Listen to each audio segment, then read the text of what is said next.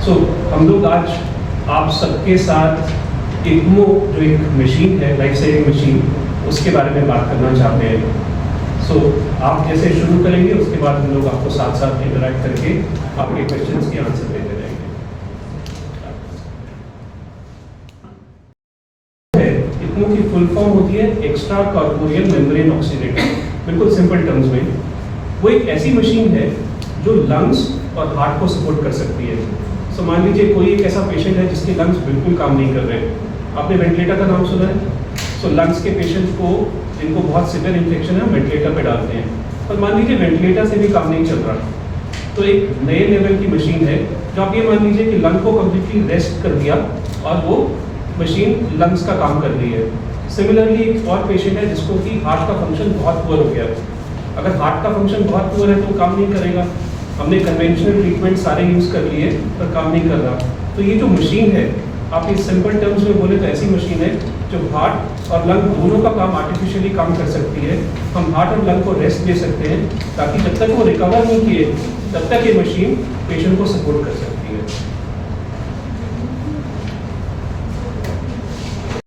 Kidney की problem होती है, डायलिसिस करते हैं लोगों का, वो डायलिसिस के बाद क्या होता है, टेम्परेरी भी होता है डायलिसिस, तब तक किसी की किडनी खराब हो गई तो उनके लिए डायलिसिस करते हैं अक्यूट स्टेज पे, फिर रिकवर कर जाते हैं। कई क्रॉनिक डायलिसिस पे चलते हैं। तो ये तो बहुत पुरानी है कि किडनी के लिए कोई सपोर्ट है बॉडी में, मतलब बाहर बॉडी के बाहर, जिससे आपने देखा हो कितने पेशेंट हैं डायलिसिस पे चलते हैं सपोर्ट, पर काफ़ी देर तक हार्ट और लंग के लिए कोई सपोर्ट नहीं है हमारे पास। आपको पता है बॉडी में एक हार्ट है और 2 लंग्स होते हैं। तो बेसिकली ये जो एक्मो मशीन की कंसेप्ट हमारे, जब हम शुरू में हार्ट के ऑपरेशन होते थे तो लोग कहते थे यार हार्ट के ऊपर कैसे ऑपरेशन करोगे, हार्ट तो कंटिन्यूसली बीट कर रहा है, या लंग्स के ऊपर कैसे प्रेशर करोगे, तो कोई सपोर्ट नहीं थी। फिर एक इन्वेंशन हुई 1950s में जिसको हार्ट लंग मशीन कहते हैं। तो साइंटिस्ट ने, इंजीनियर ने काम किया तो उन्होंने डिज़ाइन की हार्ट लंग मशीन, जिसका बेसिकली क्या होता है, 2 कंपोनेंट होते हैं। एक हार्ट का काम करती है, वो हार्ट बेसिकली पंप होता है, हमारे लिए हार्ट इज ए पंप। और जो लंग्स का काम होता है, लंग्स का काम होता है ब्लड को ऑक्सीनेट करना, जो हम ब्रीथ करते हैं, गंदे खून को साफ करती है और साफ खून फिर बॉडी में सर्कुलेट करता है बाई हार्ट लंग। ये जुड़े हैं दोनों हार्ट लंग मशीन। तो ये जो स्टार्ट में हार्ट लंग मशीन आई, जब ये इन्वेंट हुई तो जितने भी हार्ट के ऑपरेशन स्टार्ट हो गए, 1950 से पहले हार्ट के कोई ऑपरेशन नहीं होते थे। आप सोचिए, जब ये हार्ट लंग मशीन इन्वेंट हुई तो ये तो बहुत अच्छा हो गया। हम टेम्परेरी क्या करना शुरू कर दिया कि जब हार्ट को स्टॉप कर देंगे और लंग्स को स्टॉप कर देंगे, उस बीच में जो बॉडी के लिए सर्कुलेशन, आपको पता है अगर बॉडी के सर्कुलेशन नहीं जाए तो कुछ टाइम में पेशेंट विल बी डेड। जैसे हार्ट स्टॉप हो गया, कुछ टाइम बाद हार्ट डेड, आदमी डेड हो जाएगा।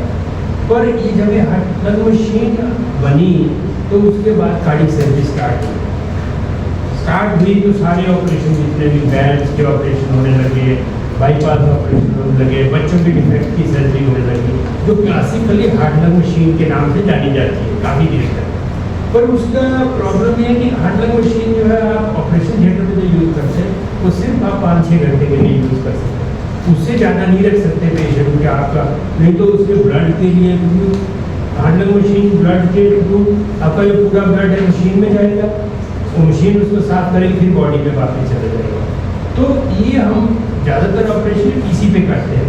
पर धीरे धीरे जब हमने रियलाइज़ किया तो टेम्परेरी चीज़ 4-5 घंटे ज़्यादा रखो तो उसके अपने साइड इफेक्ट्स आने लगे।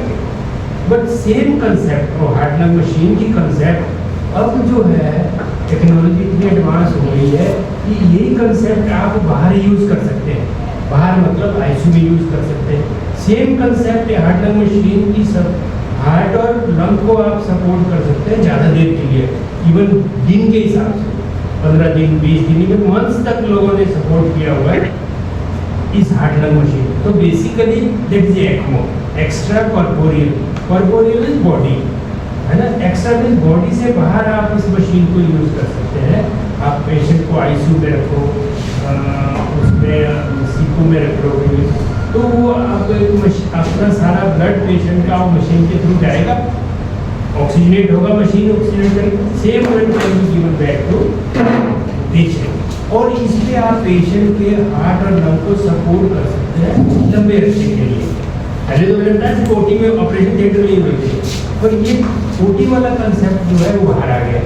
तो जो पेशेंट हम सोचते हैं जैसे किसी के लंग्स खराब हो, लंग्स आपने कोविड के टाइम देखा लंग्स खराब हो जाते हैं, ऑक्सीजनेशन नहीं होती, या किसी का हार्ट सडनली कार्डियक अरेस्ट हो गया, हार्ट डैमेज हो गया, तो ऐसे पेशेंट को जो नॉर्मल चीज़ें कामयाब ना करें, जैसे डॉक्टर साहब ने बताया वेंटिलेटर काम नहीं कर रहा, फिर भी उनकी ऑक्सीजन कम हो रही है, तो ऐसे पेशेंट को आप लंबे अरसे तक इस मशीन के थ्रू सपोर्ट कर सकते हैं, समझे ना। लंबे अरसे तक ये आईसीयू में यूज कर सकते हैं इस मशीन को। और इसमें अभी टेक्नोलॉजी इतनी एडवांस हो गई है कि बेसिकली तो जो ब्लड को ट्रॉमा होता है ना मशीन के थ्रू, आपका ब्लड तो धमनियों में सर्कुलेट करता है, ये मशीन में सर्कुलेट करता है, तो उसको ब्लड को ट्रॉमा हो जाता है, तो वो एक इसका ड्रॉबैक रहता है। बट ये प्रिंसिपल जो है हार्ट लंग मशीन का अब सेपरेटली कैन बी यूज, जिसको ECMO। तो सर ये आपके हॉस्पिटल में ही है कहीं और भी? नहीं, और जगह भी है, कई जगह भी है। आज जो बेसिकली डॉक्टर साहब, क्योंकि डॉक्टर शाहू हमारे ECMO के इंचार्ज है, इसको हम कहते हैं ECMO। ये जो प्रिंसिपल है, पहले ये ओटी में ऑपरेटिंग थिएटर में अंदर कई सालों से चल रहे थे, पर same principle is now being used in ICU setting. ICU में किसी पेशेंट के हार्ट खराब हो रहा है, लंग्स खराब हो गए हैं, तो उनको ये यूज कर सकते हैं हम आईसीयू में।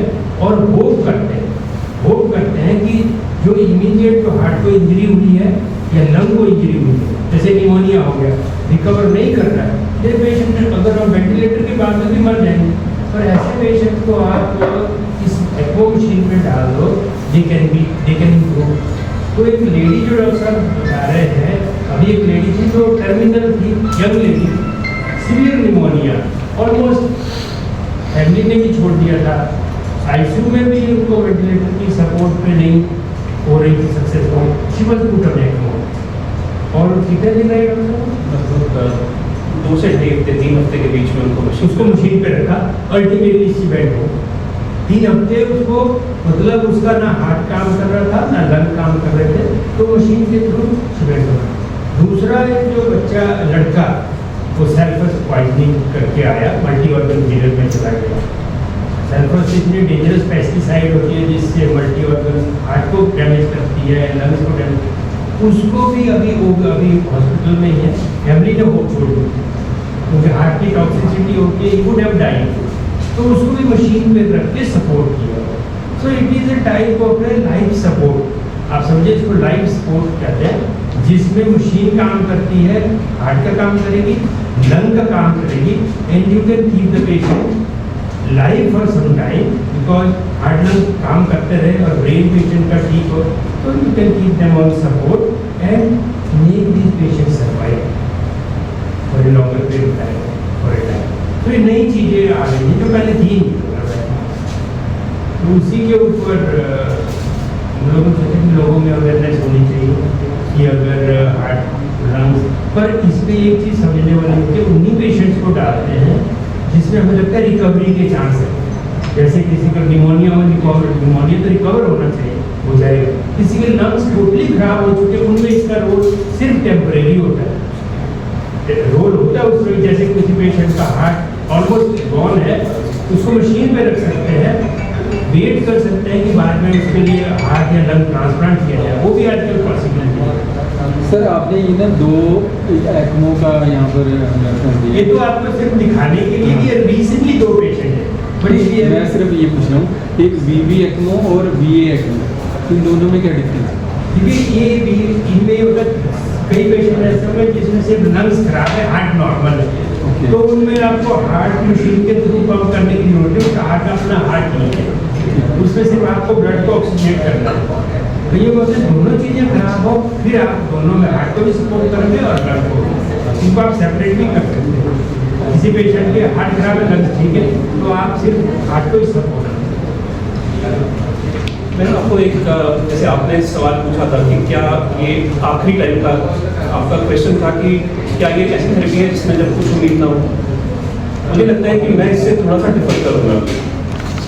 कोई भी ट्रीटमेंट तब काम करता है जब उसको टाइम पे लगाया जाए और सही पेशेंट सिलेक्शन किया जाए। अगर किसी के लंग्स काम नहीं कर रहे, सर ने जैसे बताया हार्ट नहीं काम कर रहे, आप आखिरी मोमेंट तक वेट करते रहोगे तो फिर कुछ नहीं होने वाला।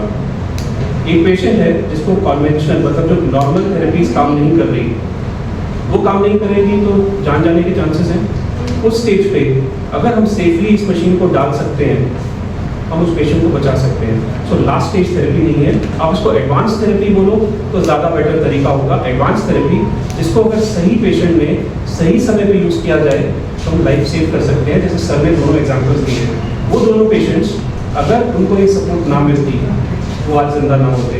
सेल्फॉस एल्यूमिनियम फॉस्फेट पॉइजनिंग का मतलब ये है कि अगर एक गोली किसी ने फ्रेश गोली खा ली तो 100% डेथ है, क्योंकि उस गोली ने बॉडी के सारे सिस्टम्स बंद कर देने हैं। हमने इस मशीन से क्या किया, उसको सपोर्ट दे दिया, उसके हार्ट के, उसके ब्लड प्रेशर, उसकी ऑक्सीजन बॉडी में हमने उसको सपोर्ट किया जब तक उस गोली का असर बॉडी में रहा।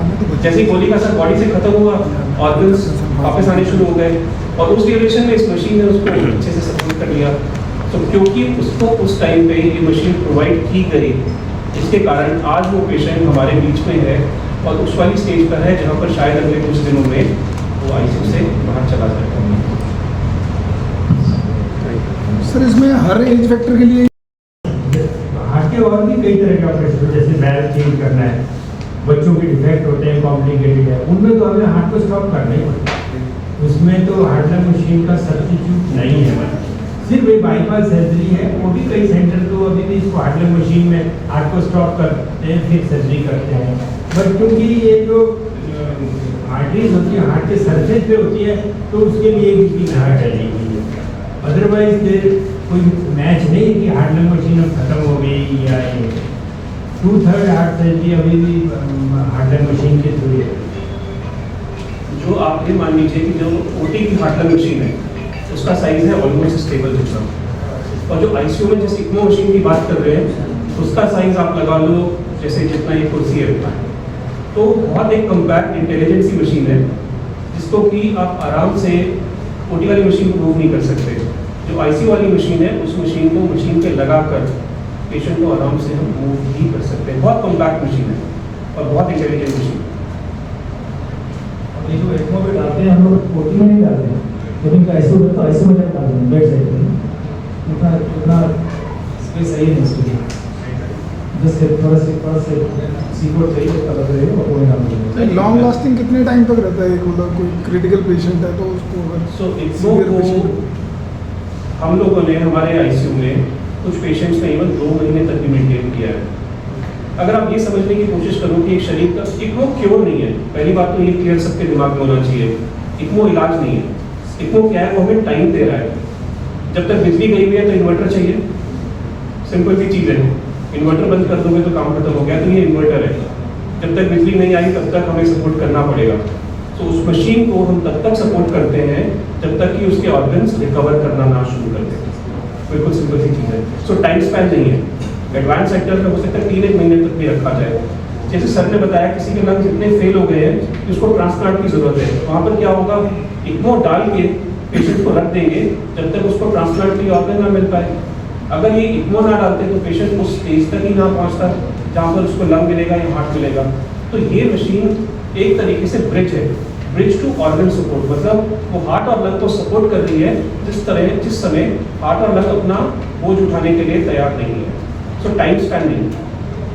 तो सर इन 2026 अभी कितने केसेस आपने